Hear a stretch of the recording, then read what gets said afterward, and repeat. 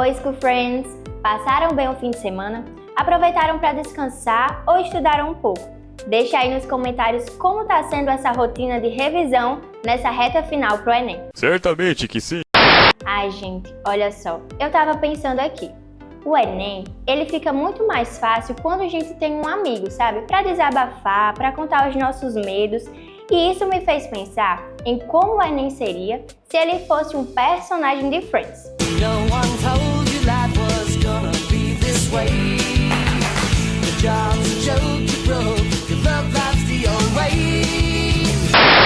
Sem sombra de dúvidas, na minha opinião, ele seria o Ross. Aquele personagem dramático, cheio dos mínimos detalhes, que quer tudo do jeito dele. Mas pensando bem, ele poderia ser qualquer um dos 6 personagens de Friends. I'm fine! Totally fine! Aliás, o Enem tem um pouco de cada personagem. Ele tem um pouco da Mônica no nível de organização, que te estressa, sabe? Ele tem um pouco do Joe, que faz você descontrair, e também um pouco do Chandler, que faz você filosofar em momentos inoportunos. Mas calma, relaxa, respira, que o programa de hoje tá muito especial. Tá nível Mônica de organização, nível Phoebe de descontração e nível Rachel de simpatia. Então preste atenção na nossa próxima aula.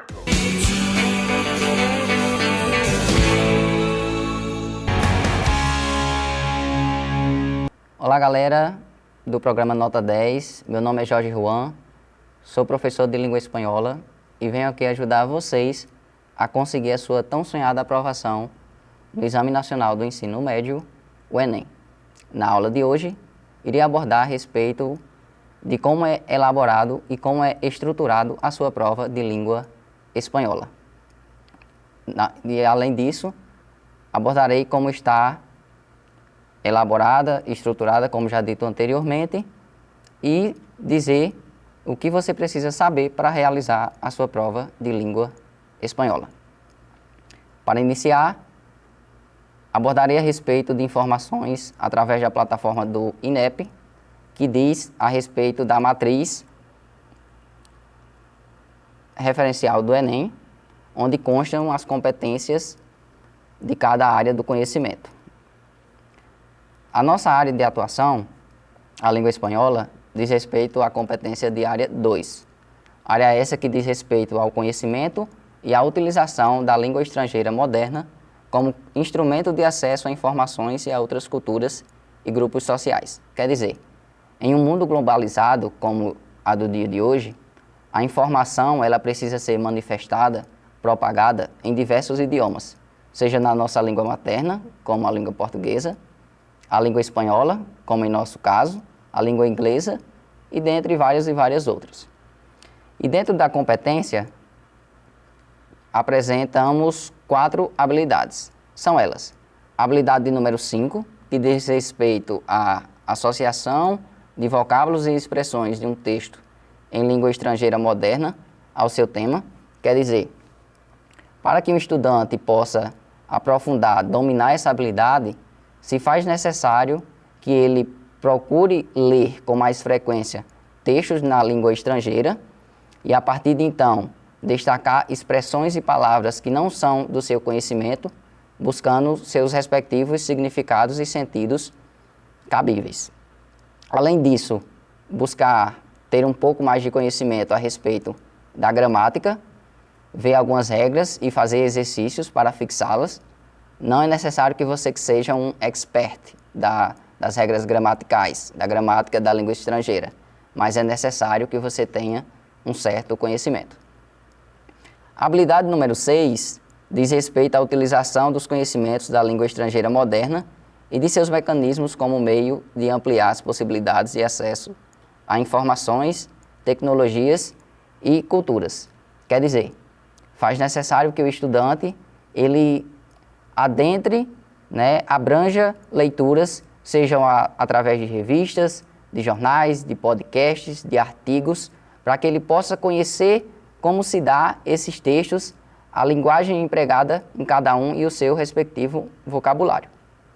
A habilidade de número 7 relaciona um texto em língua estrangeira moderna às estruturas linguísticas, suas funções e seu uso social. Quer dizer, se temos um texto jornalístico, um texto um texto publicitário, qual seria a intenção dele? Um texto que busca persuadir, convencer o leitor? Ele quer argumentar?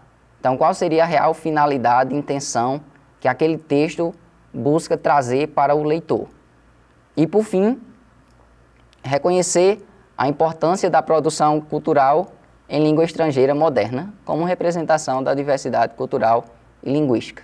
Ou seja, é necessário que você, estudante, possa adentrar ainda mais, fazer uma imersão da língua estrangeira, seja por meio de filmes, de músicas e até mesmo por meio da interação com outras pessoas da língua materna, que é onde você vai conhecer uma nova cultura, as tradições daquele determinado país, etc.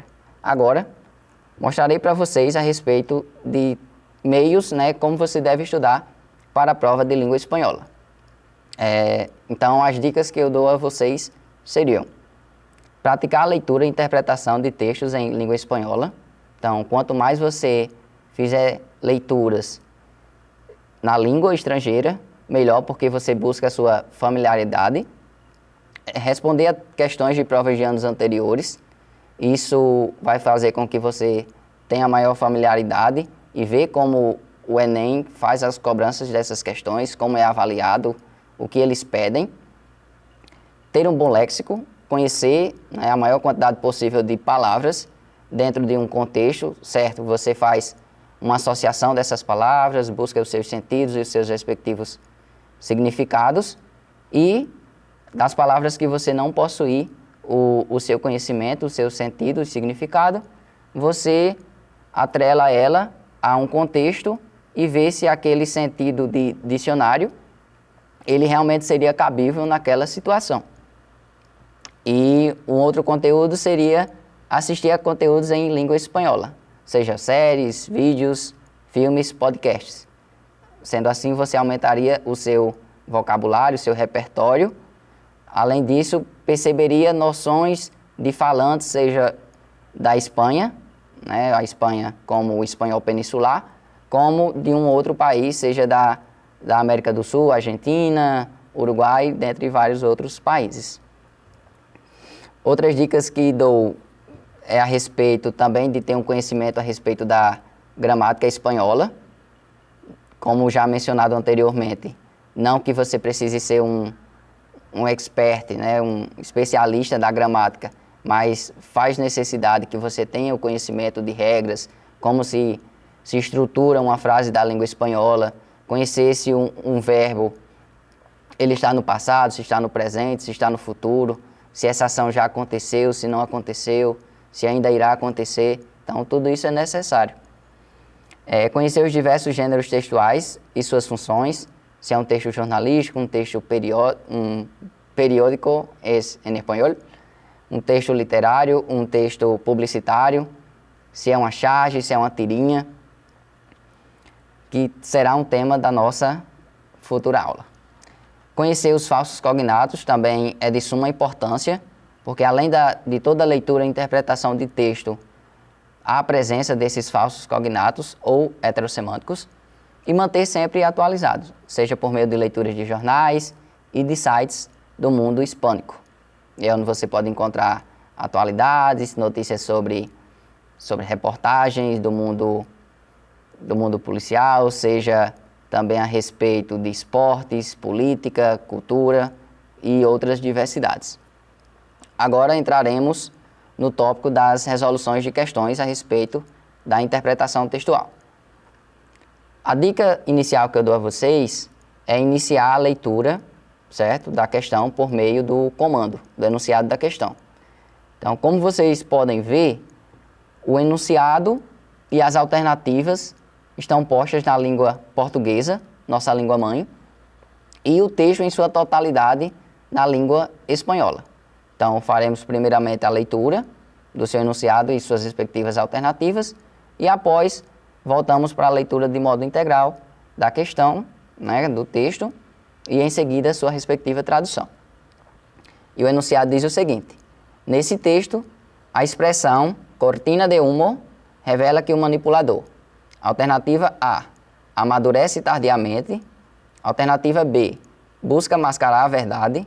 Alternativa C, rejeita questionamentos alheios. Alternativa D, aproxima-se de pessoas indefesas. Alternativa E, faz-se presente de forma controladora. Então, agora faremos a leitura do texto, certo? E em seguida sua respectiva tradução. O texto tem por título Las técnicas de manipulación y el resultado. Então, são técnicas de manipulação e o resultado. E diz o seguinte: manipular es sembrar en la conciencia y en la mente de la gente ideas, actitudes, conceptos y aspiraciones, incluso falsas e imorales, que sirvan a los objetivos de sus manipuladores. Ou seja, manipular é semear na consciência e na mente das pessoas ideias, atitudes, conceitos e aspirações, sejam elas falsas e imorais, que servem aos objetivos dos manipuladores. Manipular es una de las primeras cosas que aprendemos en la vida. A muy temprana edad, los bebés descubren el poder de llanto, el berrinche, los pataleos, la risa o alguna gracia como recursos para demandar atención, exigir comida, pedir ayuda o simplemente mantener ocupada a la gente. Nuestras actitudes de adultos reflejan lo mucho o poco que algunos maduraron, procesaron e rebasaram esse período. Quer dizer, manipular é uma das primeiras coisas que aprendemos na vida. Desde uma idade muito precoce, jovem, né, como o texto menciona, os bebês descobrem o poder do choro, das birras que costumam fazer, dos chutes, do riso, né, o sorriso que eles costumam dar, ou alguma graça que eles utilizam como recurso para demandar da nossa atenção, seja para pedir comida, ou para pedir ajuda, ou simplesmente manter as pessoas ocupadas. Nossas atitudes de adultos refletem muito ou pouco no quanto a gente amadureceu, processou e até mesmo às vezes passou do ponto, do limite.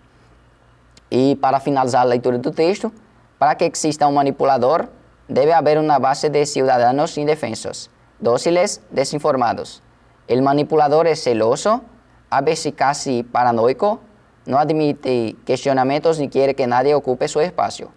Sabe que su vigencia depende de presencia controladora. Todos los días hay que marcar la línea del discurso, incidir en el debate. El ridículo vale la pena si con ello se logra una cortina de humo. Ou seja, para que exista um manipulador, deve haver cidadãos indefesos, dóceis e desinformados.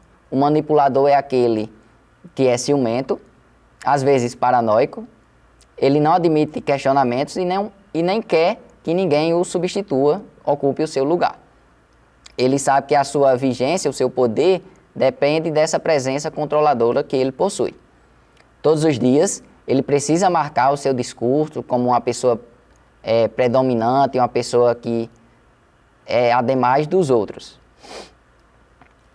E o ridículo, né, vale a pena se com isso ele consegue produzir uma cortina de humo, ou seja, uma cortina de fumaça, que quer dizer manipular as pessoas, distrair a sua respectiva atenção, omitir informações.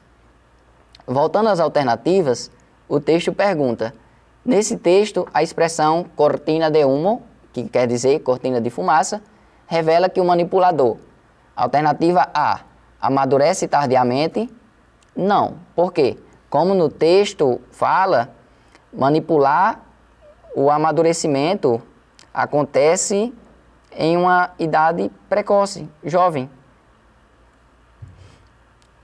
A alternativa B fala a respeito de buscar mascarar a verdade, que é justamente o que acontece.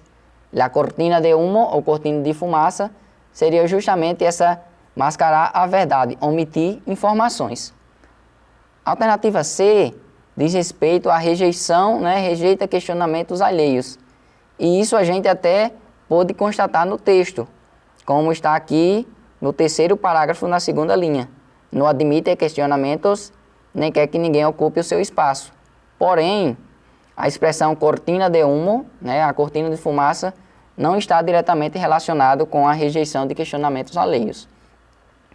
E a alternativa D fala da aproximação de pessoas indefesas, que também é uma verdade. O manipulador precisa estar próximo de pessoas indefesas, pessoas frágeis, pessoas sem conhecimento de informação. Porém, como também na alternativa C, essa expressão não está diretamente relacionada com a aproximação de pessoas indefesas. E por fim, a alternativa E diz que ele faz-se presente de forma controladora, que também seria uma verdade, porém não seria nossa alternativa, porque a expressão cortina de humo não está diretamente relacionada com esse significado. Então, por resposta, temos a alternativa B, busca mascarar a verdade. Na questão a seguir, temos uma imagem, que é a respeito de um menino que sofre dislexia, e esse que está ao seu lado é um professor de artes. Então, temos esse texto e, em seguida, a sinopse do filme. Então, vamos primeiro fazer a leitura do enunciado e das suas respectivas alternativas, e logo após voltamos para a leitura na íntegra do texto. E diz o seguinte: o filme, como Estrelas en la Tierra, aborda o tema da dislexia. Relacionando o cartaz do filme com a sinopse, constata-se que o ou a alternativa A, olhar diferenciado para com o outro gera mudanças. Alternativa B, estudante com dislexia apresenta um tom questionador. Alternativa C, abordagem para lidar com a dislexia é pautada na disciplina. Alternativa D, o contato com os pais prejudica o acompanhamento da dislexia. Ou alternativa E, a mudança de interesse ocorre na transição da infância para a vida adulta. Então, voltando para a leitura do texto, diz o seguinte, primeiro texto. ¿Qué me pasa? ¿Por qué me cuesta tanto estudiar? ¿Por qué me cuesta tanto concentrarme? ¿Por qué? ¿Por qué? ¿Por qué no consigo aprender como los demás? Traduzindo, eis o seguinte. O que é que está me acontecendo? Por que me custa tanto eu conseguir estudar? Por que me custa tanto me concentrar nos estudos, né? Por quê? Por quê? Por que eu não consigo aprender como os demais? E o texto 2 fala o seguinte. Aishan Awashi es un niño de 8 años cuyo mundo está plagado de maravillas que nadie más parece apreciar. Colores, peces, perros y cometas, que simplemente no son importantes en la vida de los adultos, que parecen más interesados en cosas como los deberes, las notas o la limpieza. E Aishan parece não poder fazer nada bem em classe. Ou seja, Aishan Awashi é um menino de 8 anos, cujo mundo está cheio, né, rodeado de maravilhas, que ninguém mais parece dar valor, dar importância. Sejam cores, sejam peixes, cachorros e pipas, que simplesmente não faz mais importância na vida dos adultos. Que eles parecem estar mais interessados em coisas como as responsabilidades, as notas e as limpezas. Seriam organizações. E Aishan parece não poder fazer nada bem em classe, em sala de aula. Continuando, quando os problemas que ocasionan superan sus padres, es internado en un colegio para que le disciplinen. Las cosas no mejoran en el nuevo colegio, donde Aishan tiene además que aceptar estar lejos de sus padres. Hasta que un día, el nuevo profesor de arte, Ram Shankar Nikub, entra en escena, se interesa por el pequeño Aishan y todo cambia. Ou seja, quando os problemas superam a capacidade de solução por parte dos pais, o menino é posto em um colégio. Nesse colégio apresenta residências onde esse menino poderia ficar, certo? Com refeições e tudo mais. E ele precisa ficar longe dos seus respectivos pais. Até que um dia, o seu conhecimento que não estava sendo bem posto, né, em ação com os professores que lá tinha na escola, eles contratam um novo professor de artes, chamado Ram Shankar Nikub. Ele entra em ação e se interessa pelo pequeno Aishan e tudo muda. Então, voltando às alternativas e no comando da questão, que diz: o filme Como Estrelas na Terra aborda o tema da dislexia. Relacionando o cartaz do filme com a sinopse, constata-se que alternativa A, o olhar diferenciado para com o outro gera mudanças, que é justamente a nossa resposta, porque a partir do momento que eles contrataram um novo professor, que teve empatia pelo menino, que deu atenção e sobre uma forma de como lidar com ele, ele pôde aprender ainda mais. A alternativa B diz o seguinte: o estudante com dislexia apresenta um tom questionador.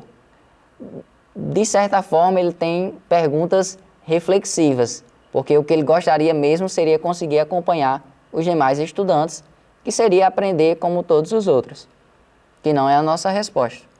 A alternativa C fala a respeito da abordagem para lidar com a dislexia, é pautada na disciplina. Não é nossa resposta porque a disciplina, nesse caso, é posta em cena como algo rígido, não como algo bem visto, como o professor novo que chegou e acolheu esse novo estudante. Ele foi empático com ele e ele pôde se inteirar melhor dos conteúdos e até mesmo em sala de aula. A alternativa D fala que o contato com os pais prejudica o acompanhamento da dislexia.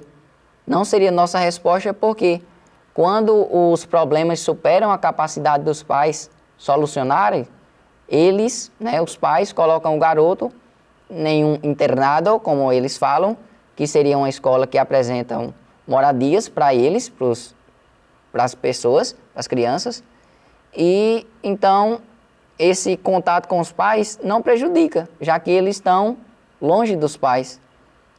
E, por fim, a alternativa E diz respeito a mudanças de interesses ocorrem na transição da infância para a vida adulta. Mas em nenhum momento do texto foi mencionado, foi abordado essa questão da transição da infância para a vida adulta. Então, a nossa resposta é a alternativa A. O olhar diferenciado para com o outro gera mudanças. E, para terminar essa temática, inicialmente, vamos para uma última questão. Temos uma charge e o seu enunciado diz o seguinte: a charge evoca uma situação de assombro frente a uma realidade que assola as sociedades contemporâneas. O seu efeito humorístico reside na crítica diante do ou da alternativa A, constatação do ser humano como o responsável pela condição caótica do mundo. Alternativa B, apelo à religiosidade diante das dificuldades enfrentadas pela humanidade. Alternativa C, indignação dos trabalhadores em face das injustiças sociais. Alternativa D, veiculação de informações trágicas pelos telejornais. Ou alternativa E, a manipulação das notícias difundidas pela mídia. Agora vamos fazer a leitura dessa charge, que aqui a gente pode ver uma televisão e nela estão falando a respeito de guerras, crises, inseguranças, miséria, violência, luxo e coisas obscenas. E esses senhores falam o seguinte: por Deus, que le ha pasado al mundo? E o senhor que está com o jornal nas mãos fala: nosotros. Então, traduzindo, temos o seguinte: meu Deus, o que aconteceu no mundo? E ele responde: nós. Então, voltando às alternativas, temos o seguinte, ao enunciado primeiramente. A charge evoca uma situação de assombro frente a uma realidade que assola as sociedades contemporâneas. Seu efeito humorístico reside na crítica diante do. Então, a situação aqui constatamos relata o quê? É uma situação onde temos uma televisão que mostra esses caos que estão acontecendo, essas situações caóticas, como guerras, crises. E esse primeiro senhor que está com uma garrafa na mão, um copo, ele pergunta o que aconteceu no mundo. E o outro respondeu: nós. Então, essa situação que está sendo visada, mostrada, seria decorrência da ação do ser humano. E então, quando voltamos para as alternativas, temos em consonância a resposta na alternativa A, a constatação do ser humano como o responsável pela condição caótica do mundo. A alternativa B diz respeito ao apelo à religiosidade diante das dificuldades enfrentadas pela humanidade. E não é uma temática que foi abordada nessa charge em específico. A alternativa C diz respeito à indignação dos trabalhadores em face das injustiças sociais. Aqui, o foco mesmo está sendo o relato desses senhores com relação à situação pela qual o mundo está se passando, que seriam essas guerras, essas crises, essas inseguranças, todo esse caos que vem acontecendo, não necessariamente das injustiças sociais. A alternativa D fala da veiculação de informações trágicas pelos telejornais. Até teria um certo sentido, porém o foco principal não estaria nesse sentido das informações trágicas, mas sim nas condições em que o mundo se encontra pela ação do ser humano. E, para finalizar, a alternativa E diz respeito à manipulação das notícias difundidas pelas mídias e, como mencionado anteriormente nas outras alternativas, não seria o real foco da questão. Então, é isso, pessoal, a dica que temos para a aula de hoje. Espero que vocês tenham gostado. Nos vemos em uma próxima aula. Adiós!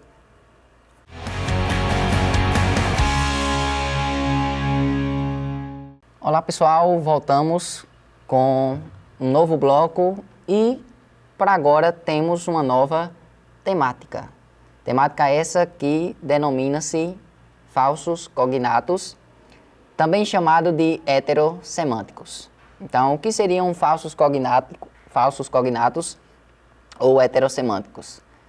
São palavras e expressões da língua espanhola que apresentam a grafia, a sua escrita, igual ou parecida à língua portuguesa.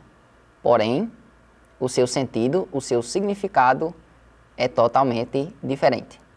A seguir, iniciaremos apresentando algumas dessas expressões, dessas palavras que são falsos cognatos.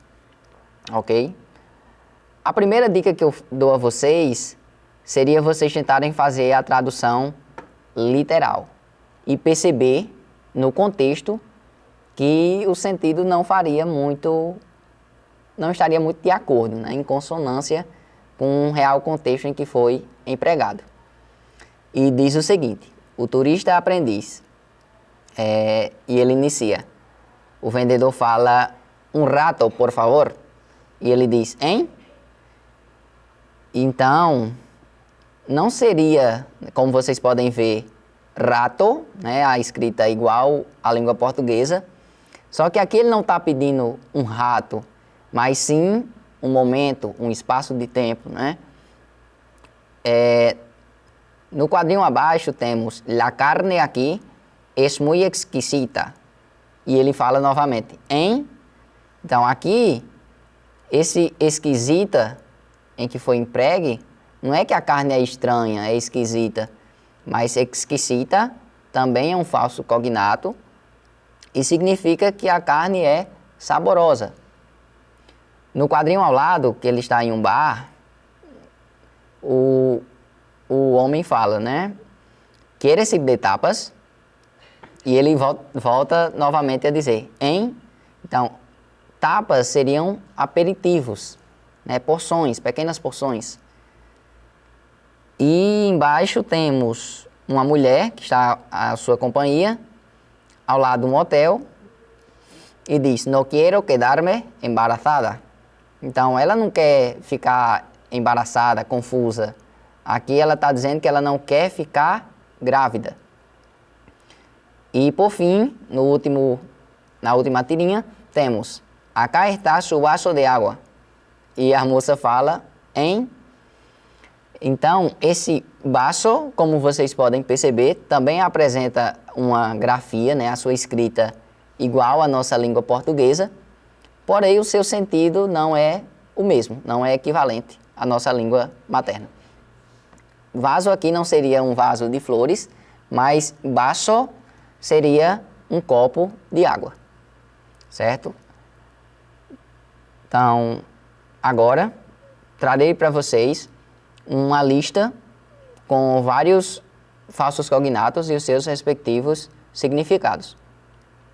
O primeiro deles seria acera, que significa calçada, enquanto que calçada, em espanhol, significa rua. Em espanhol, acordar significa fazer um acordo, chegar a um combinado. Ancho significa largo, enquanto que largo, em espanhol, é uma coisa comprida, não largo de largura. Porque de largura é ancho. Uma anécdota seria uma história engraçada. Apellido é sobrenome, enquanto que apelido em espanhol se diz apodo. Asignatura seria matéria, uma disciplina de sala de aula. Aula seria sala de aula, enquanto que classe seria a aula em si. El balcón seria a sacada. Basura seria lixo. Berro significa agrião. Aí aqui temos 3 palavras que são bem parecidas, porém o sentido também muda. Temos bolso, que seria a bolsa em si. Bolsa significa sacola. E bolsillo seria o bolso da calça, nesse sentido. Uma persona borracha é uma pessoa bêbada, embriagada. Borrar significa apagar. Brincar significa pular. Cachorro é filhote em português, enquanto cachorro em espanhol é perro. Calçada já falamos. Cena é janta, enquanto cenar é jantar. Ciruela significa ameixa. Cola seria a fila, a cauda de um animal. Aqui também temos 3 palavras que merecem atenção, que é copa, que seria uma taça. Temos a taça, que seria xícara em português. E temos também copa, né, taça. A taça seria a xícara. E el vaso, como já mencionado anteriormente na tirinha, seria o nosso copo. Criança, com la Z, seria a criação, a infância. Temos los cubiertos, que seriam os talheres. E aí adentramos em colher, garfo e faca. A colher falamos cuchara, o garfo el tenedor e a faca el cuchillo. Uma pessoa fraca em espanhol se diz débil, enquanto uma pessoa flaca é uma pessoa magra no português. Despertar em português seria acordar. Dirección em espanhol em português seria o nosso endereço. Embaraçada já falamos, né, como na tirinha anterior, grávida. Escoba em espanhol em português é a vassoura, enquanto a nossa escova de dente ou escova de cabelo poderia ser cepillo de dientes, a escova de dente, e cepillo de pelo, a escova do cabelo. Temos também escritório, que seria a nossa escrivaninha. Estofado seria o ensopado. Temos também éxito, que significa sucesso. Exquisito é uma comida saborosa. Finca seria sítio. Globo seriam os balões. La grada seria a arquibancada, por exemplo, de um estádio. Grasa seria gordura. Jamón seria presunto, né, da comida. Jugar seria brincar. Largo, como já falei, seria alguma coisa comprida. Lentillas seriam lentes de contato. Ligar, em espanhol, em português seria paquerar. E para você ligar, de ligação, seria chamar.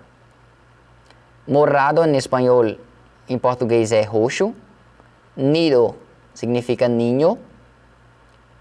Oficina, em espanhol, significa escritório, em português. Osso, em espanhol, significa urso, em português, enquanto osso no português, em espanhol, significa hueso. Uma persona pelada, em espanhol, em português, é uma pessoa careca. Polvo, em espanhol, em português, significa pó, enquanto o polvo, o animal, em espanhol, seria pulpo. Em espanhol, prejuízo seria preconceito. Presunto, suposto. Rato, como falamos anteriormente na charge, é momento. Reto seria um desafio. Salada seria uma comida salgada. Salsa significa molho. Sucesso seria um acontecimento. E para finalizar as tabelas, temos taller, que se for taller mecânico, por exemplo, seria uma oficina de carro, uma oficina mecânica. Salir de tapas, como já mencionado, né? Tapas como aperitivos, porções. Taça seria a nossa xícara. Por exemplo, uma taça de café ou uma taça de té. Té significa chá. Tela significa tecido. Tirar significa jogar, lançar, jogar fora. E os últimos, vago, seria uma pessoa preguiçosa ou preguiçosa. Barrilha seria baixela, uma louça, a prataria em conjunto. Baço já apresentamos, o copo. E por fim as últimas, surdo ou surda é uma pessoa canhoto ou canhota. Agora, se fosse uma pessoa surdo ou surda, em espanhol se diria sordo ou sorda. E agora vamos para a resolução de questões. Como dito no bloco anterior, fazemos primeiro a leitura do enunciado e de suas respectivas alternativas e depois voltamos para a leitura em sua íntegra do texto, ok? E a questão diz o seguinte: marque a alternativa correta em relação ao texto. A alternativa A diz a seguinte forma: a melhor tradução para a palavra postre é sopa. A alternativa B diz o seguinte: postre é um substantivo feminino que está no singular. A alternativa C diz: copas pode ser traduzido para o português como copos. A alternativa D fala que a palavra barriga pode ser traduzida como vasilha.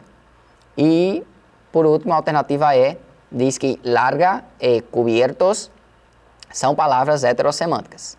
Agora voltamos para fazer a leitura em íntegra do texto. E diz o seguinte: temos por título Como poner la mesa, né, como organizar a mesa. E iniciamos. Recuerde que la mesa es símbolo de hogar, de reunión y de convivencia. Según sea la forma en la que arregle, dará un toque especial a cada momento. La ocasión, el espacio disponible y la cantidad de personas que te acompañan te indicarán tus possibilidades. Então, recordar significa lembrar.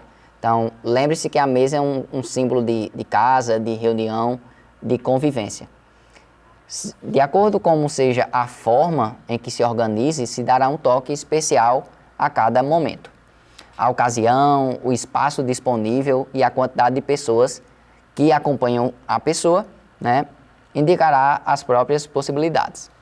Los cubiertos deben colocarse en el orden en que van a ser utilizados, comenzando por el exterior. El tenedor y la cuchara del postre ofrécelos después. Así, Evitarás la confusión de cubiertos a la hora de comer.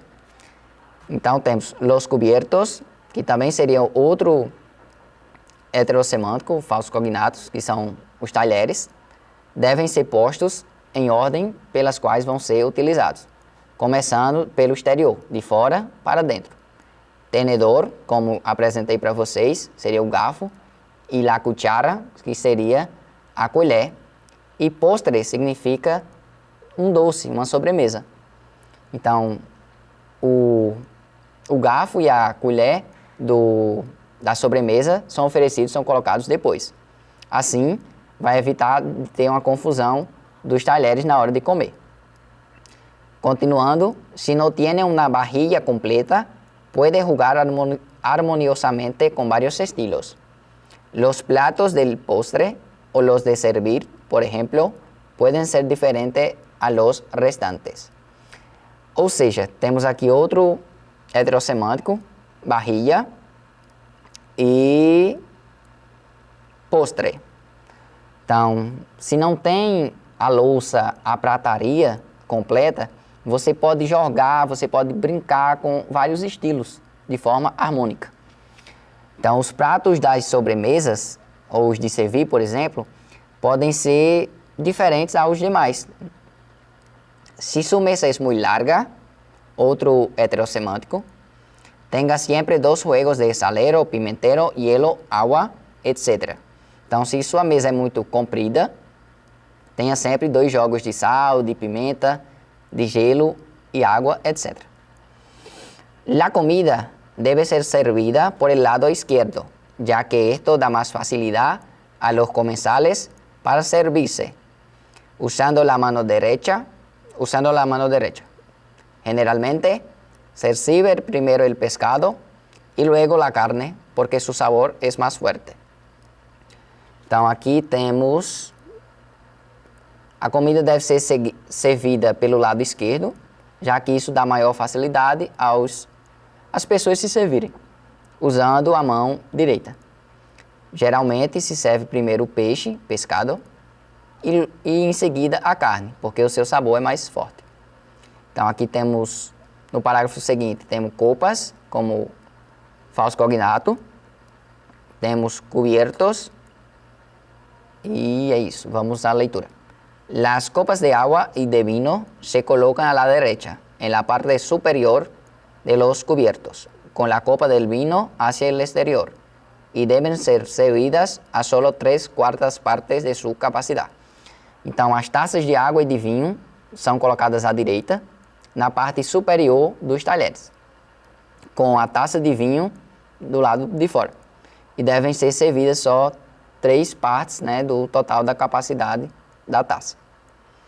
E para finalizar a leitura na íntegra do texto, para maior versatilidade e contraste, é melhor selecionar a vajilla en un color neutro, blanco, y si le gustan los diseños, escoja uno que sea sobrio y simple. Esto le facilitará combinarlo con diferentes manteles y decorar la mesa con flores o frutas sin ningún temor. Y pueden ser usados a cualquier hora y en cualquier ocasión. Então, para finalizar, para maior versatilidade e contraste, é melhor selecionar la vajilla, ou seja, a prataria, a louça em sua totalidade. Vajilla seria outro falso cognato, outro heterossemântico, em cor neutra, preferência branco. E se a pessoa gosta de desenhos, escolha um que seja sóbrio e simples. Isso facilitará combinar com diferentes manteles, significa toalhas de mesa, que justamente faz concordância com decorar a mesa, então as toalhas. Decorar com flores ou frutas sem nenhum temor. E podem ser usados a qualquer hora e em qualquer ocasião. Então, voltando às alternativas, a alternativa que está em consonância não seria a alternativa A, porque aqui fala que a melhor tradução para a palavra postre é sopa, e postre significa sobremesa. A alternativa B fala que postre é um substantivo feminino no singular, e postre é um substantivo masculino. Copas pode ser traduzido para o português como copos. E copas é taça. Copos seriam vasos. Então, também estaria errado. A alternativa D diz que a palavra barriga pode ser traduzida como vasilha. E barriga seria a louça em um aspecto mais amplo. E, por fim, a alternativa E, que seria a nossa resposta, largo ou larga e cubierto são palavras heterossemânticas, justamente. Largo seria comprido e cubiertos seriam os talheres. E, por fim, a nossa última questão, temos o seguinte. De acordo com o texto, qual o significado correto do termo ratos? Alternativa A, as roupas de Ana. Alternativa B, um animal mamífero. Alternativa C, o piso do sótão. Alternativa D, os esforços de Ana. Ou alternativa E, um espaço de tempo. Agora voltando ao texto, que tem por título En el desván de la abuela. Então, desván significa sótão e abuela, avó. Então, a leitura do texto fala o seguinte. Algunos sábados, Ana visita a su abuela. Vive en una vieja casa de adobes encalados. Es una casa campesina, de las que tienen la parte alta un desván. Se sube a él por una escalera que cruje con extraño sonido a madera seca. Parece la tienda de un anticuario. Apoyado sobre las paredes hay unos cuadros con paisajes de algún desconocido o inventado país y un gran espejo que deforma la imagen. Encima, colgado en un oxidado clavo, un candil de aceite. Allí pasa Ana largos ratos sin cansarse. Aunque ahora es invierno, no hace frío. El tiro de la chimenea desprende um agradável calorcillo. Então, fazendo a sua respectiva tradução, temos: alguns sábados, Ana visita sua avó. Ela, a sua avó, vive em uma casa velha, de adobes encalados, seria uma casa revestida com cal. É uma casa campesina, uma casa de campo, e nela, a parte alta possui um sótão. Dá para subir ao sótão, por meio de uma escada, que cruje com estranho sonido, é que produz sons estranhos, como de uma madeira velha. Parece a tienda de um antiquário, ou seja, parece uma loja de antiguidades. Então, apoiadas sobre a parede, tem uns quadros com paisagens de algum desconhecido ou um país que ela inventou, a avó dela. E um grande espelho que altera a forma correta da imagem. Em cima desse quadro, colgado seria pendurado, pendurado em um prego enferrujado, temos um recipiente de azeite. Ali, Ana, a sua neta, passa longos momentos sem se cansar. E embora nesse momento fosse o inverno, onde ela estava, não fazia frio. E por fim, el tiro de la chimenea, como aqui está posto, seria a corrente de ar que a chaminé produz, ela sai um agradável calor. Então, voltando às alternativas, de acordo com o texto, qual o significado correto do termo ratos, que já estamos trabalhando desde o início da nossa aula. Seria as roupas de Ana? Não faz sentido. Então, não é a alternativa A. B, um animal mamífero? Também não. C, o piso do sótão? Também não. Alternativa D, os esforços de Ana? Também não. E, por fim, a alternativa E, que seria a nossa resposta, um espaço de tempo. Então, ratos, como falado já desde o início, seria um espaço de tempo, um momento. Então, por hoje é isso, pessoal. Agradeço a atenção de vocês e nos vemos em uma próxima aula. Adiós!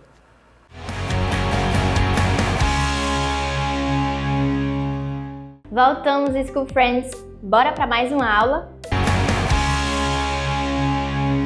Olá pessoal, sou o professor Hugo Gomes, sou professor de matemática. Estou vindo aqui trazer uma aula para vocês sobre análise combinatória. Análise combinatória que é um assunto que é muito cobrado na prova do Enem. Todo ano consta aí, em média, duas questões na prova. E é um assunto que vai fazer total diferença na composição da sua nota lá na TRI, certo? É importante, antes de a gente adentrar na parte matemática da análise combinatória, é importante que a gente entenda o contexto histórico em que esse assunto passou a ser relevante ou passou a ser interessante, certo? Então, a primeira pergunta que o aluno deveria fazer ao começar a estudar esse assunto seria: de onde vem a análise combinatória? Para que ela serve? Né? Ela foi criada em que contexto? Então, a gente, analisando, né, livros da história da matemática, a gente percebe que a análise combinatória ela surge um pouco após o surgimento da probabilidade. A probabilidade ela surge no contexto ali na Idade Média, finalzinho da Idade Média, ela surge no contexto em que a alta corte, ali, os nobres da época estavam começando a se interessar por alguns jogos esses de cartas, de dados. E aí esses nobres convidaram matemáticos, entre eles Blaise Pascal, que é um dos matemáticos mais famosos digamos assim, desse grupo de conteúdos, né? E aí chamaram esses matemáticos para poder discutir sobre a chance que eles tinham de ganhar ou de perder determinado jogo de azar. Então, a probabilidade surge nesse contexto, né, de pessoas que estavam interessadas em saber as chances que ela tinha de ganhar ou de perder num determinado jogo. Hoje em dia, essa probabilidade já se expandiu para muitas áreas de conhecimento. Nós temos, por exemplo, na genética, né, uma aplicação muito importante da probabilidade e também na previsão do tempo, né, entre outras coisas que a probabilidade nos ajuda a tomar decisões no nosso dia a dia. Então, a análise combinatória, ela vem para subsidiar o cálculo de probabilidades. A análise combinatória, ela é a área da matemática que se preocupa em calcular a quantidade de formas que uma coisa pode acontecer. E, ao meu ver, esse cálculo dessa quantidade de formas que um evento pode acontecer interessa duas coisas. Interessa a curiosidade humana, quando, por exemplo, você chega numa loja de sanduíche, você tem ali a liberdade de escolher seu pão, seu recheio, o molho, e aí você tem ali várias combinações possíveis para fazer aquele sanduíche. Isso é um problema clássico de análise combinatória, mas também serve para o cálculo de probabilidades. Então, para poder eu calcular uma probabilidade, eu preciso saber necessariamente de quantas formas um evento pode acontecer e também quantas formas e me interessa que esse evento aconteça. Né? A probabilidade é isso, é a razão entre o número de casos possíveis no denominador e o número de casos favoráveis, que é o que você espera no numerador. Favoráveis dividido por possíveis. E a análise combinatória ajuda o cálculo desses dois termos, certo? Então vamos aqui começar com alguns conceitos básicos. A priori a gente precisa falar sobre o princípio fundamental da contagem, porque ele é o princípio que rege toda a análise combinatória. Então a gente começa a entender a análise combinatória a partir desse princípio, que é chamado princípio fundamental da contagem, o famoso PFC. Então, aqui vamos à leitura da tela, diz o seguinte: o princípio fundamental da contagem, também chamado PFC, ele pode ser dividido em duas partes. O princípio aditivo, que está relacionado ao conectivo OU, e o princípio multiplicativo, que está relacionado ao conectivo I. Elas servem para indicar quantas vezes e as diferentes formas de um evento acontecer. Por exemplo, no lançamento de uma moeda, podemos obter face e cara ou coroa. Então você tem duas possibilidades. No lançamento de um dado, podemos obter o número 1 ou 2, ou 3, ou 4, ou 5, ou 6. Eu tenho 6 possibilidades. Então você percebe aí a participação ou a atuação do conectivo OU, né? Somando as possibilidades de uma moeda, que são 2, e também somando as possibilidades de um dado convencional, que são 6 faces. No lançamento simultâneo de um dado e uma moeda, então aí já vejo a participação do conectivo I. No lançamento simultâneo de um dado e uma moeda, o total de resultados possíveis é 2 vezes 6, princípio multiplicativo. Então, 2 vezes 6 eu tenho 12 possibilidades. Seja um evento A que possa acontecer de N formas distintas e um evento B que possa acontecer de N formas distintas, então a gente pode resumir o princípio fundamental da contagem dizendo o seguinte: o total de maneiras de acontecer o evento A ou B é dado por M mais N, que seria a soma das quantidades, né? E o total de maneiras de acontecer o evento A e B é dado por M vezes N, certo? Esse é o princípio fundamental. Agora nós trazemos aqui para vocês o conceito de fatorial, o fatorial é uma das operações mais interessantes, importantes e que mais vai trazer situações para vocês dentro da análise combinatória, certo? Eu digo que é uma operação praticamente exclusiva da análise combinatória porque é aqui que ela faz muito sentido. Então, o fatorial significa o quê? Uma operação, um produtório, certo? Que só existe para números naturais, que é um produtório que vai do número que você tem ali o fatorial determinado até o 1. Vai ser um produtório de números consecutivos decrescente até chegar ao menor número natural inteiro, natural positivo, né? Ou inteiro positivo.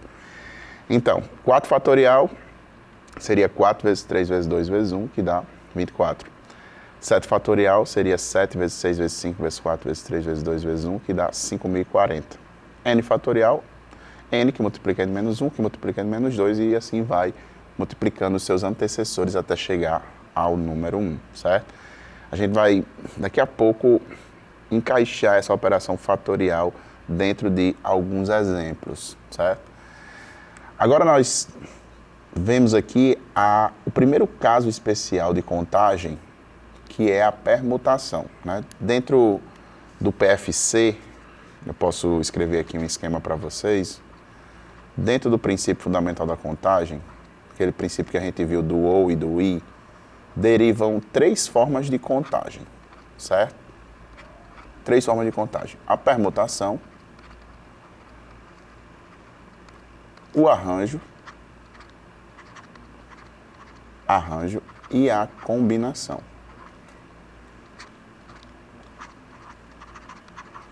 Então, permutação, arranjo e combinação são 3 formas de contagem onde a gente vai aprender nessa aula a diferenciar cada um e a utilizar cada um desses processos de contagem para resolver problemas em análise combinatória, certo? O primeiro deles, que é a permutação, ela contabiliza apenas a mudança de ordem entre os elementos de um conjunto, certo? Então a permutação ela se preocupa apenas em modificar a posição, né? Ela tem 2 formas básicas, né? Existe uma terceira, mas que corre por fora, então nessa aula eu vou focar apenas nessas 2 formas básicas, que seria a permutação simples e a permutação com elementos repetidos. A permutação simples é aquela que os elementos do conjunto são todos distintos. Então, quando existe, né, uma troca de posição e todos os elementos do conjunto são diferentes entre si, nós temos uma permutação simples. Se esse conjunto possuir se ele possuir elementos repetidos, aí a gente precisa fazer uma permutação com repetição, desconsiderando a permutação entre os elementos repetidos. Então, a permutação simples de n elementos é dado por n fatorial, e a permutação com repetição, você permuta todos e depois divide pela permutação desses elementos repetidos. Vou dar um exemplo bem básico para a gente começar a entender. Por exemplo, anagramas da palavra amor, certo? Eu tenho aqui a palavra amor e quero saber quantos anagramas eu posso formar. Anagramas são palavras que são formadas a partir da mudança de posição entre as letras de uma palavra. Então, para matemática é importante frisar que essa palavra não precisa ter significado, ela não precisa existir, certo? Eu sei que um anagrama da palavra amor é a palavra Roma, não é isso? Roma existe, mas se eu fizer aqui AORM, essa palavra não existe, mas contabiliza-se. Então, eu estou interessado em calcular o total de anagramas. Então, a gente pensaria da seguinte forma: como os elementos da palavra amor são todos repetidos, eu farei uma permutação simples de 4 elementos, que é igual a 4 fatorial, que vai ser igual a 4 vezes 3 vezes 2 vezes 1, que é igual a 24. Então, a palavra amor possui 24 anagramas, certo? Mas se eu, por exemplo, quiser calcular os anagramas da palavra banana, aí eu preciso ter um cuidado maior. Por quê? Porque na palavra banana, você tem 2 letras N e 3 letras As, e quando você muda ou troca de posição entre essas letras repetidas, você não constitui uma palavra nova, você não constitui uma palavra diferente. Então, eu preciso fazer, primeiramente, a permutação dessas 6 letras, certo? São 6 elementos. Mas aqui em cima do P, eu vou colocar a quantidade de letras repetidas. Um 3 relacionado à repetição das letras As e um 2 relacionado à repetição das letras Ns. Certo? Então, aí eu faço 6 fatorial e divido, desconsidero da contagem, a permutação entre as letras As e entre as letras Ns, certo? Então, eu vou desenvolver esses 6 até chegar no 3. 6 vezes 5 vezes 4 vezes 3, eu paro aqui. Por quê? Porque no denominador eu também vou ter um 3 fatorial, né? 2 vezes 1. Simplifico 3 fatorial com 3 fatorial. 6 vezes 5 é 30. 30 vezes 4, 120, dividido por 2, 60. A palavra banana, ela tem 60 anagramas, certo? 30, 120 dividido por 2. Se por acaso fosse uma palavra de 6 letras que não tivesse nenhuma letra repetida, a quantidade de anagrama seria 720, né? Porque 6 fatorial dá 720. Beleza? Entendido? Vamos recapitular até aqui o que foi falado. A gente falou que análise combinatória é a área da matemática que se preocupa em calcular o total de formas que um evento pode acontecer. Depois eu falei sobre o princípio fundamental da contagem, que é o princípio que rege toda a análise combinatória. Expliquei o que era o princípio conectivo OU e o conectivo I, princípio aditivo e multiplicativo. Depois vimos o primeiro caso de contagem, que é a permutação. Vimos a permutação simples, que é quando os elementos são todos distintos, e depois a permutação com repetição, que é quando o conjunto possui algum elemento repetido, certo? Segunda forma de contagem, arranjo simples, já se diferencia bastante da permutação, porque assim, se diferencia no sentido de entendimento, né? Mas vai ter uma interseção entre eles, certo? Vai ter uma interseção entre eles, mas a definição, quando eu falo de arranjo, quando eu falo de combinação, eu estou falando de agrupamentos. Quando eu falo agrupamentos, eu estou dizendo que vai haver uma seleção. A partir de um determinado conjunto, você vai selecionar alguns elementos, certo? Na permutação não há essa seleção, você apenas modifica a ordem, os elementos já estão pré-selecionados no conjunto, certo? Então, arranjos simples são agrupamentos nas quais a natureza e a ordem dos elementos diferem um conjunto. O que é isso? Né? Traduzindo em miúdos. A natureza do elemento significa a própria essência do elemento. Por exemplo, a letra A, a diferença dela, a natureza dela difere da letra B. O número 2, a natureza dele difere do número 3. Então, quando eu falo natureza, eu estou falando do elemento em si, certo? E no arranjo, não só a natureza do elemento vai diferenciar o conjunto, porque isso é uma coisa óbvia, né? Se eu estou formando uma palavra e se eu troco a letra A pela B, a palavra vai ficar diferente, isso é bem óbvio. Mas no arranjo, além dessa natureza importar, nós temos também que a ordem que eu escolho os elementos importa, certo? Olha o exemplo que eu dei aqui, ó. Por exemplo, na hora de formarmos um número com 3 dígitos distintos, a partir do número 1, 2, 3, 4, 5, 6 e 7, a ordem de escolha dos elementos diferencia o conjunto. Observe. Escolhendo os números 1, 3 e 7, podemos formar o número 137, 173, 371, 317, 713, 731. Perceba que nesse exemplo, eu não mudei a natureza do elemento. Né? Eu não mudei, porque até seria muito óbvio. Se eu mudo a natureza, eu vou mudar o conjunto. Né? Eu vou mudar o resultado final. Mas a discussão principal sobre arranjo é a ordem que eu escolho os elementos. Se eu escolher primeiro o 1, depois o 3, depois o 7, eu tenho 137. Se eu escolher primeiro o 7, depois o 3, depois o 1, eu tenho 731. Então, no arranjo, a ordem dos elementos altera o conjunto, certo? Total de arranjo que podemos formar com P elementos a partir de um conjunto com N elementos, onde N sempre é maior ou igual a P.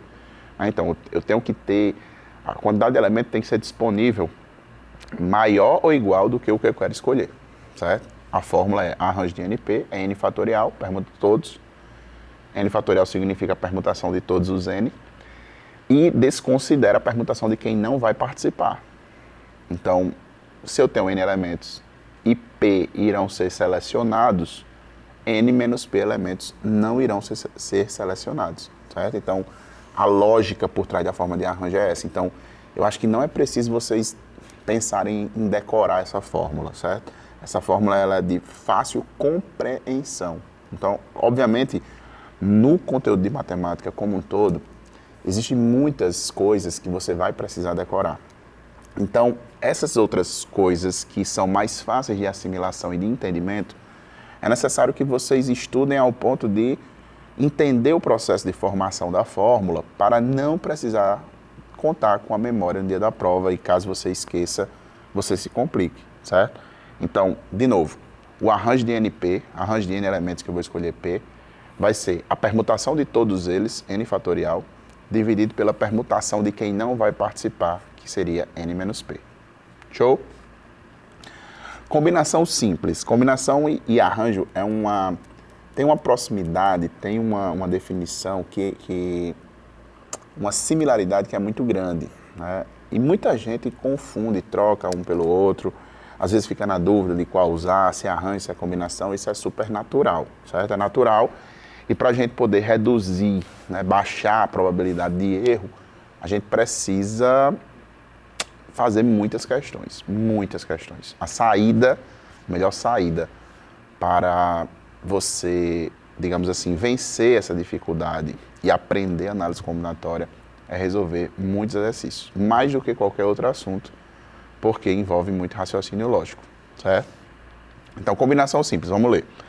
São agrupamentos nos quais apenas a natureza dos elementos vai diferenciar o conjunto. Ou seja, só quando eu trocar um elemento por outro que eu vou mudar o conjunto. A ordem não vai mais importar.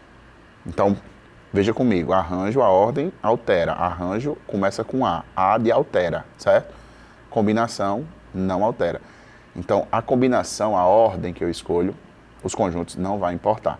Exemplo, na hora de escolher duas frutas para fazer um suco, a partir das opções laranja, limão, uva, abacaxi e morango, a ordem das frutas não altera o resultado.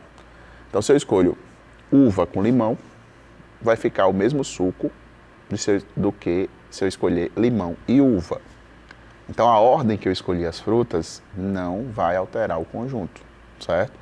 Então, o total de combinações pode ser dado por...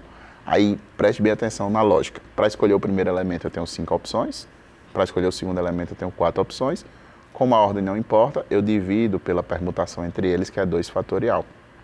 E aí nós temos o total de combinações que vai dar 10. Né? 5 vezes 4, 20. Dividido por 2, 10. Se a ordem importasse, a gente não dividiria por 2 fatorial, ia fazer 5 vezes 4, 20. Mas na composição de um suco, a ordem que eu escolho as frutas não importa. A fórmula, total de combinações que podemos formar com P elementos a partir de um conjunto com N elementos, onde N sempre é maior ou igual a P, é dado por combinação de NP é igual a N fatorial, sobre N menos P fatorial, que essa parte é idêntica do arranjo, né? Você percebe que isso aqui, ó, isso aqui é a fórmula de arranjo, certo? Para você entender como são semelhantes, né? As fórmulas são idênticas, a diferença é só esse P fatorial. E esse P fatorial é exatamente a ordem dos elementos do conjunto que você está desconsiderando, certo? E aí, preste atenção nessa dica agora, que talvez seja uma dica, digamos assim, das mais relevantes que eu posso deixar nessa aula para vocês, certo? Quando você vai diferenciar arranjo de combinação, você precisa focar não no objeto, certo? Você não precisa focar no objeto. Esqueça o objeto que você está selecionando, certo? Você não vai olhar para o, digamos assim, em matemática, eu uso a palavra objeto e falo ação. Ou seja, você não vai olhar para o sujeito. Você vai olhar para o verbo. Então, o que vai diferenciar arranjo de combinação é a ação que está sendo feita, certo? Vou dar um exemplo utilizando essa questão das frutas. Se aqui, nesse exemplo anterior, eu tivesse escolhendo uma fruta para poder expor elas numa barraca de fruta, né? Imagine que eu trabalho vendendo frutas e eu tenho uma banca de frutas, eu tenho 10 frutas disponíveis, mas no stand ali na frente da minha barraca eu só tenho 3 vagas. Então, das 10 frutas eu preciso escolher 3 para expor. Nessa hora que eu estou escolhendo frutas para organizar uma barraca, uma venda que tem ordem, que tem posição, seria um arranjo. Mas na hora de escolher essas frutas para fazer um suco, seria uma combinação. Então, perceba, não é sobre frutas, não é sobre o objeto frutas. A decisão é sobre a ação que eu estou fazendo com as frutas. Vou dar outro exemplo. Imaginar que você chega num buffet, num restaurante, certo? Você vai montar seu prato. Você vai botar lá o prato e você tem lá várias comidas disponíveis. Você vai escolher algumas para colocar no seu prato. Mesmo sabendo que existe essa polêmica de quem é que bota arroz em cima de feijão, feijão em cima de arroz, mas a ordem, de fato, quando você monta seu prato, não importa, certo? Não importa. Então, na hora que eu estou montando meu prato, é uma combinação. Mas o dono do restaurante, na hora que ele pega a comida e vai montar o buffet, colocar lá na sequência, a ordem vai sim importar. Então, nesse momento que o dono do restaurante está organizando o buffet, a ordem importa, seria um arranjo. Então, eu não estou olhando, para decidir se é arranjo ou combinação, eu não olho para o objeto, que é a comida. Eu olho para a ação que eu estou fazendo com a comida. Vou dar mais um exemplo, o terceiro e último, que aí depois a gente vai para uma pausa e voltamos para poder resolvermos questões, exemplos de tudo isso que eu falei para vocês. Vamos lá. Imagine que você foi numa biblioteca, numa livraria. Você foi numa livraria comprar livros, certo?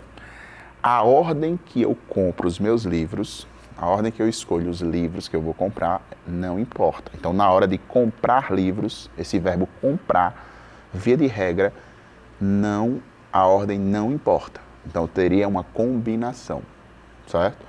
Mas aí você chegou em casa, tem lá sua biblioteca, sua estante, você comprou 5 livros, mas na sua estante só cabem 3. Você vai escolher 3 que você vai botar lá na sua estante e organizar.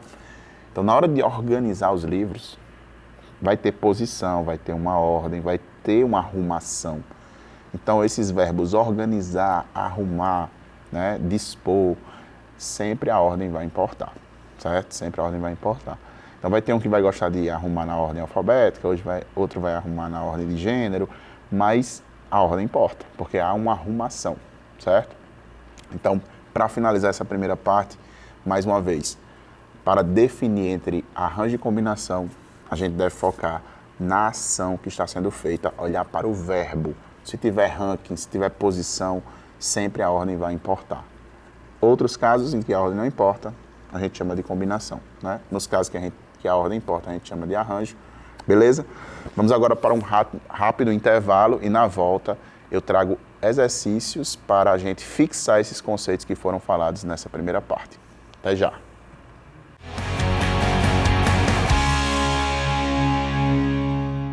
Estamos de volta com o programa Nota 10. Aqui quem fala é o professor Hugo Gomes, professor de matemática. E nessa aula eu trouxe o tema análise combinatória para discutir com vocês. Na primeira parte da aula eu fiz um resumo teórico, um resumo teórico rápido, em torno de 25 minutos, falando dos principais pontos da análise combinatória. E vou aqui fazer uma rápida revisão para a gente poder entrar nas questões, nos exemplos, Eu expliquei que a análise combinatória é a área da matemática que se preocupa em calcular o total de formas que um evento pode acontecer, basicamente para subsidiar o cálculo de probabilidades, beleza? Depois nós estudamos o princípio fundamental da contagem, o princípio OU e o I, o princípio aditivo e multiplicativo, e também vimos que desse princípio, derivam 3 formas básicas de contagem. A permutação, que é um caso onde apenas a ordem dos elementos vai ser considerada, O nome permutar significa trocar de posição. E o arranjo simples e a combinação simples, que são 2 tipos de agrupamentos que são muito parecidos, em que a diferença entre eles é apenas que no arranjo a ordem dos elementos que você vai escolher, a ordem importa, e na combinação a ordem não importa, certo? Expliquei que para a gente poder, digamos, diminuir a margem de erro, Diminuir a margem de erro porque de fato é um conceito muito próximo e é muito sensível você diferenciar arranjo de combinação. Mas para poder a gente melhorar esse julgamento, perdão, a gente precisa focar na ação, no verbo que está sendo executado ali, certo? Eu trouxe aqui 8 questões para a gente responder e fixar esses conteúdos, certo? Vamos à primeira questão. Vamos à leitura.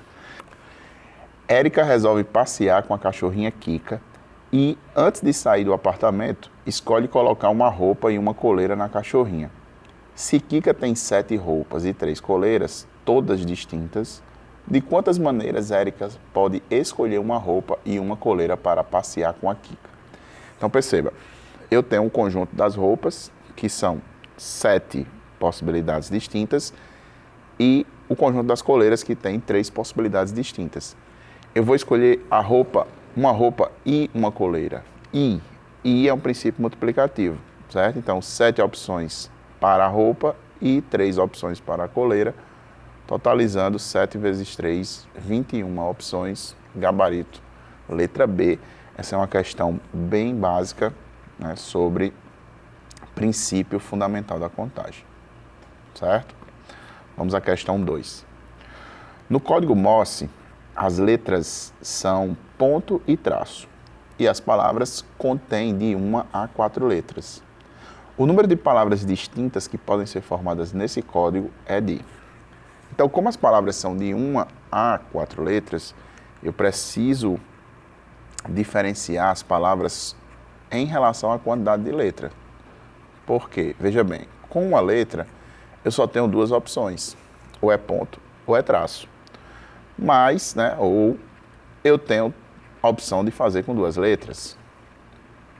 Então, com 2 letras, você vai pensar da seguinte forma. Eu tenho, na primeira opção, ponto ou traço, e na segunda, ponto ou traço, totalizando 4 opções, ou 4 palavras distintas, certo?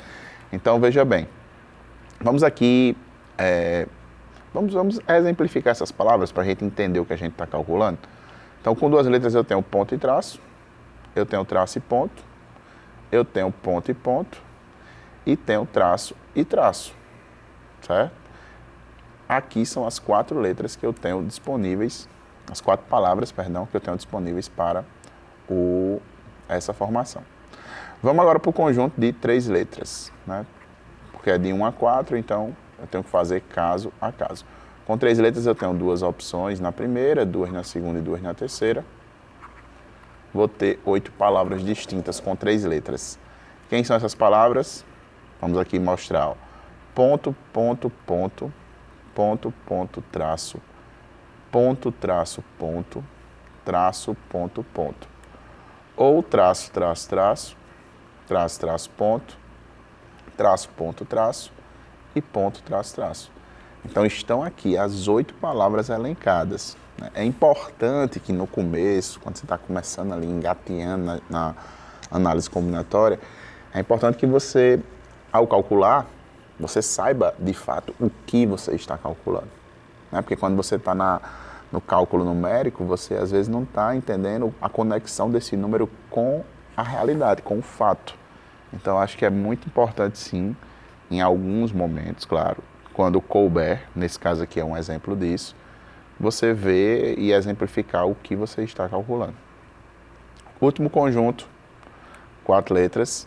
Tenho 2 letras para a primeira, 2 opções para a segunda, 2 opções para a terceira e 2 opções para a quarta, totalizando 16 formas, né? Como essas quantidades de palavras estão conectadas pelo conectivo OU, a gente vai somar 2 mais 4, mais 8, mais 16. 16 com 4 é 20, 2 com 8 é 10, 20 com 10, 30 palavras, gabarito, letra E. Então, no código Morse, que você vai ter dois símbolos disponíveis, de 1 a 4 letras, você pode escrever 30 palavras distintas, beleza? Essa também é outra questão que exemplifica o uso do princípio fundamental da contagem. Questão 3.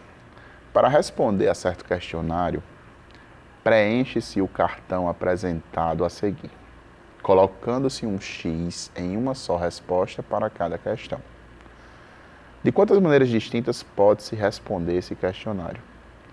Então, nós temos aí 5 escolhas, né? Nós temos a questão 1, e a questão 2, e a 3, e a 4, e a 5. Então, o candidato que vai marcar esse gabarito, ele vai marcar todas. Então, o número de casos está conectado, né? Está relacionado pelo conectivo I. Então, para a primeira questão, eu tenho quantas possibilidades? Eu tenho quantas respostas distintas? 2. Ou é sim, ou é não. Né? Então, na hora de analisar o conjunto da questão 1, eu uso o conectivo OU, né? 1 mais 1, 2. O sim ou não. Mas quando eu vou conectar a questão 1 com a 2, eu digo assim, eu vou responder a questão 1 e a questão 2. E a questão 2. A 2 também tem 2 opções. A 3 também tem 2 opções. A 4 também tem 2 opções. E a 5 também tem 2 opções. Totalizando 32 opções. Certo? 32. Para fazer um comparativo aqui, usando esse exemplo, na prova do Enem são 180 questões. Né? São 180 questões divididas em 2 dias, 90 no primeiro dia, 90 no segundo dia.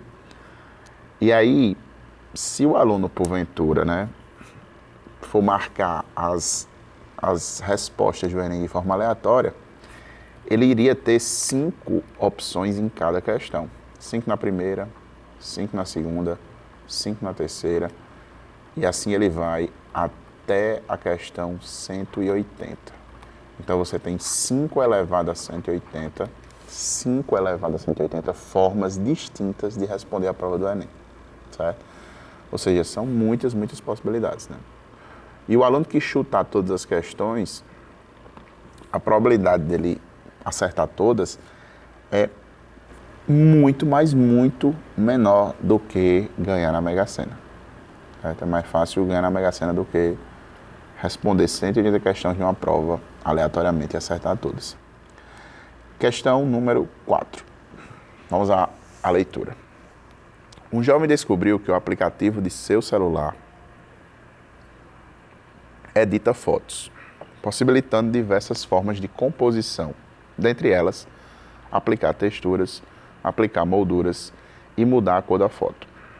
Considerando que esse aplicativo dispõe de 5 modelos de textura, 6 tipos de moldura e 4 possibilidades de mudar a cor da foto, o número de maneiras que esse jovem pode fazer uma composição com 4 fotos distintas, utilizando apenas os recursos citados para publicá-las nas redes sociais, conforme a ilustração abaixo, é.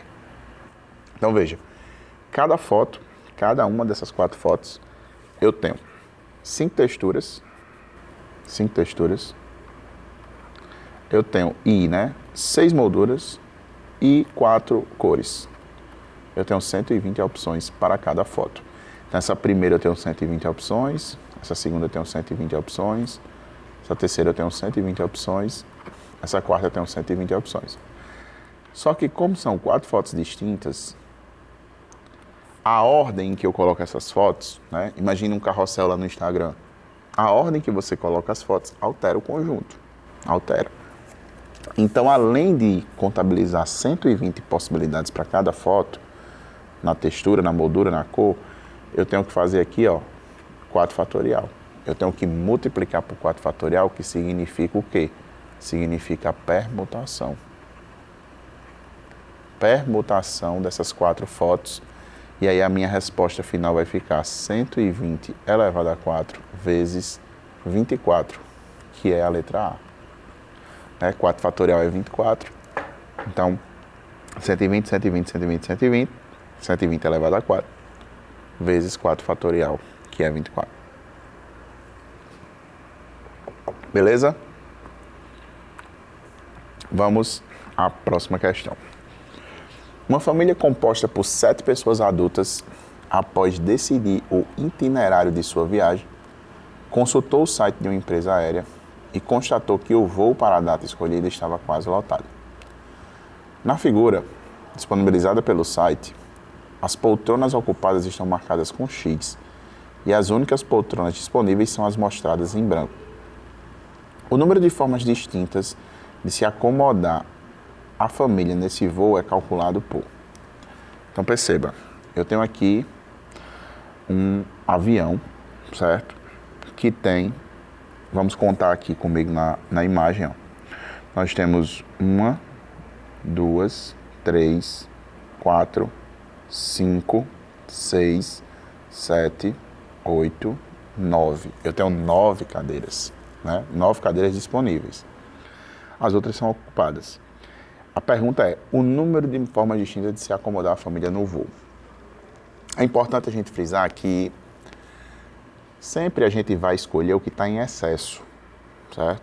Se por acaso essa família tivesse 12 pessoas e eu tenho só 9 cadeiras, então eu iria escolher quais pessoas iriam entrar no avião para a viagem. Algumas iam ficar de fora.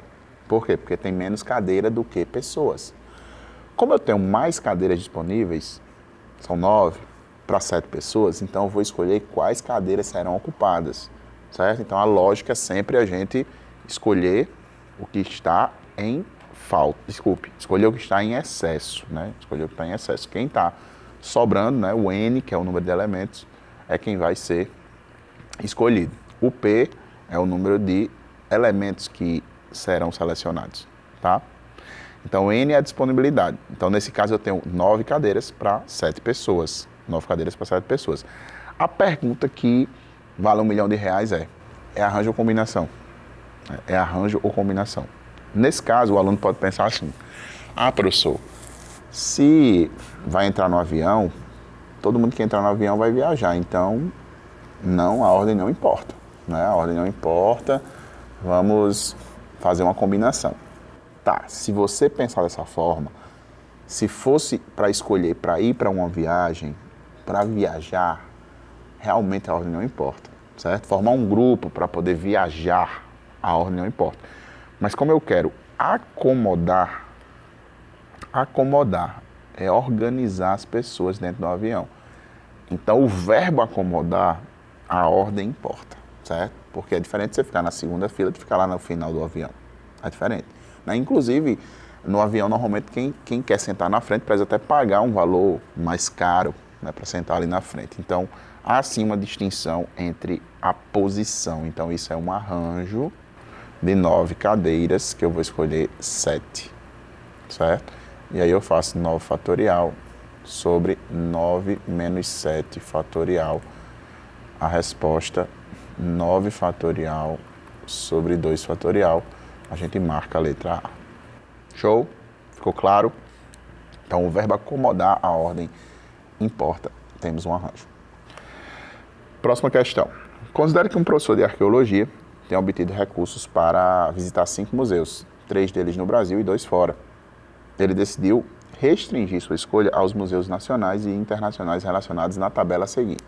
De acordo com recursos obtidos, De quantas maneiras diferentes esse professor pode escolher os 5 museus para visitar? Então perceba, eu quero obrigatoriamente 3 no Brasil, que são esses nacionais, e 2 fora. A pergunta que você tem que fazer para você mesmo, na hora de escolher museus para conhecer, certo? Eu não estou montando um trajeto, não, porque você pode pensar, professor, se eu escolho primeiro em um, eu tenho um caminho. Se eu escolho no outro, eu tenho outro caminho. Então, na hora de formar esses caminhos, a ordem vai importar. De fato, vai. Né? Se eu estou falando de caminhos para chegar em determinados pontos, na hora de formar caminhos, a ordem importa. Mas, no caso aqui, eu estou discutindo só o fato de conhecer, né? de saber, de ir ou não para cada museu. Então, nesse caso, é uma combinação, a ordem não importa, certo? Se eu conheço o MASP e o Ipiranga, é a mesma coisa de conhecer o Ipiranga e o MASP, certo? Então, a ordem não importa, é uma combinação. No caso, eu vou ter uma combinação de 4 museus no Brasil, que eu vou escolher 3, e uma combinação de 4 museus internacionais, que eu vou escolher 2, certo? Vou calcular aqui, ao lado dessa combinação de 4, 3 vai dar 4 fatorial sobre 4 menos 3, 1 fatorial, 3 fatorial. Isso dá 4. E a combinação de 4, 2 vai ser 4 fatorial sobre 4 menos 2, 2 fatorial e repete o 2. Isso dá 6. Então eu vou ter aqui 4 vezes 6, totalizando 24 possibilidades. 24, letra D. Show? Vamos para a próxima. Uma pessoa produzirá uma fantasia utilizando como materiais 2 tipos de tecidos diferentes e 5 tipos de pedras ornamentais. Essa pessoa tem à sua disposição 6 tecidos diferentes e 15 pedras ornamentais distintas. A quantidade de fantasias com materiais diferentes que podem ser produzidas é representada pela expressão. Então veja só, vai ter situações que a decisão de arranjo e combinação é tão delicada que até as alternativas não vão trazer as duas possibilidades, certo? Então, na hora de formar uma fantasia, escolher pedras ornamentais, a ordem importa ou não? Se eu botar uma pedra preta e uma branca, e depois uma branca e uma preta, muda a fantasia? Eu acho que sim, né? Tecnicamente pensando, eu acho que mudaria. Mas, às vezes, até as próprias questões não trazem essa, digamos, possibilidade, porque seria uma decisão muito delicada para a gente tomar, né? Então, tem situações que é muito específica e você precisa usar as alternativas a seu favor. Então, sabemos que dos 6 tipos diferentes, eu quero escolher 5. E das 15 pedras ornamentais, a gente tem dos 6 tecidos, a gente quer escolher 2. E das 15 pedras, a gente vai escolher 5, certo? Aí, perceba, é arranjo ou é combinação? Se você for caminhar pelo arranjo, eu acho que não tem resposta, né? Eu acho que não tem resposta. A única possibilidade aqui que tem é a combinação, certo?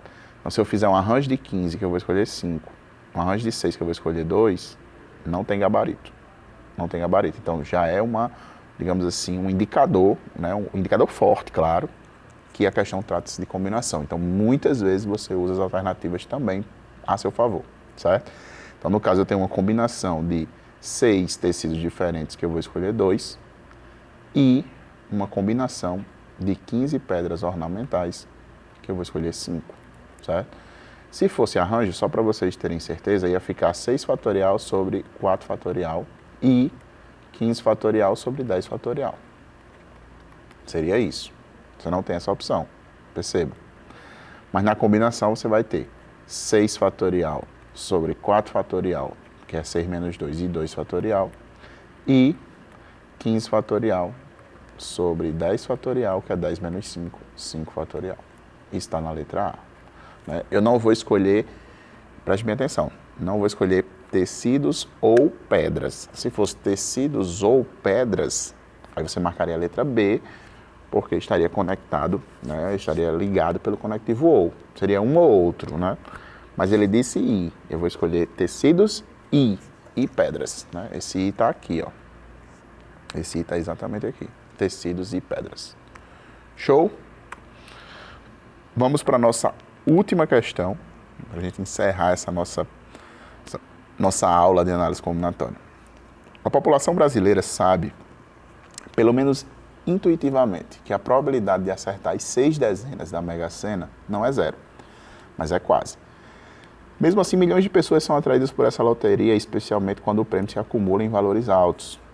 Até junho de 2009, cada aposta de 6 dezenas, pertencentes ao conjunto 1, 2, 3 até 60, custavam R$ 50. Considere que uma pessoa decida apostar exatamente R$ 126 e que ela esteja mais interessada em acertar apenas 5 das 6 dezenas. Quer acertar uma quina. Só, né? Só. Justamente pela dificuldade de acertar as 6.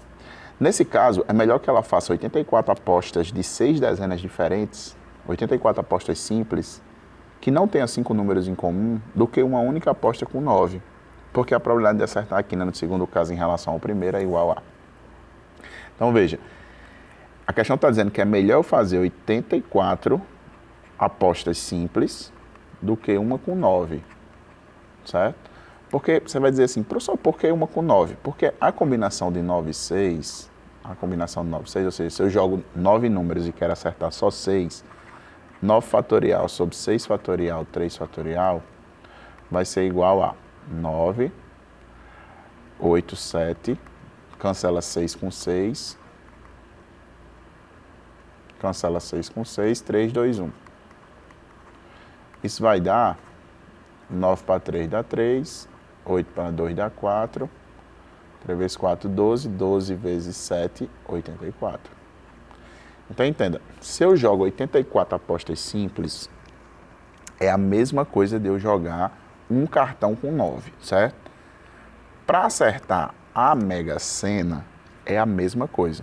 É a mesma coisa, você jogar 84 cartõezinhos individuais com 6, ou jogar um com 9. Inclusive, o valor que você paga é o mesmo, certo?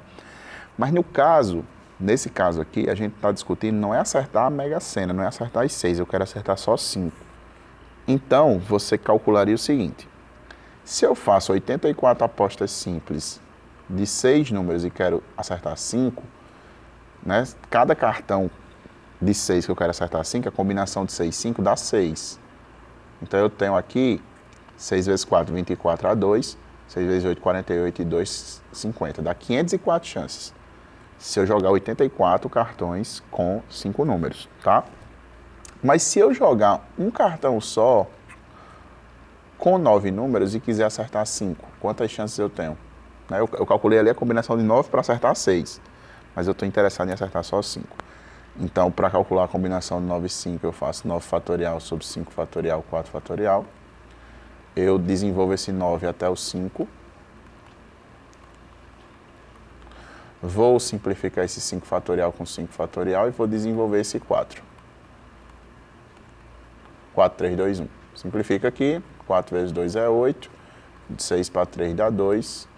9 vezes 7, 63. 63 vezes 2 dá 126. Então, perceba, se eu jogar um cartão com 9, eu tenho 126 chances de acertar uma quina. Se eu jogar 84 cartões com 6, eu vou ter 504 chances de acertar uma quina. Então, a pergunta foi, esse segundo caso, em relação ao primeiro, o segundo caso é 126, o primeiro caso é 504. Quando eu simplificar isso por 4, vai dar 1/4. Então, o segundo caso, em relação ao primeiro, eu vou ter 4 vezes menos, tá? 4 vezes menos chances do que acertar o primeiro. Beleza? Assim eu me despeço de vocês. Obrigado pela atenção e até um próximo encontro. Valeu. Tchau. E por hoje é isso, School Friends. E se o Royce é o Enem do rolê, eu sou a Phoebe, ali te ajudando a descontrair um pouco nesse momento de revisão pro Enem. E olha só, para não perder nada do nosso conteúdo, se liga e anota na agenda. Dias de segundas e sexta-feira, às 21h15 e aos sábados, às 16 horas, com reprise aos domingos, também às 16 horas, tem mais Nota 10 quentinho para você. E olha só, para não perder nada e também não ficar de fora de todas as nossas novidades, segue a gente aí, é o @TCM10HD. Tchau, meus gênios acadêmicos! I'll be there for you! Beijinhos! 'Cause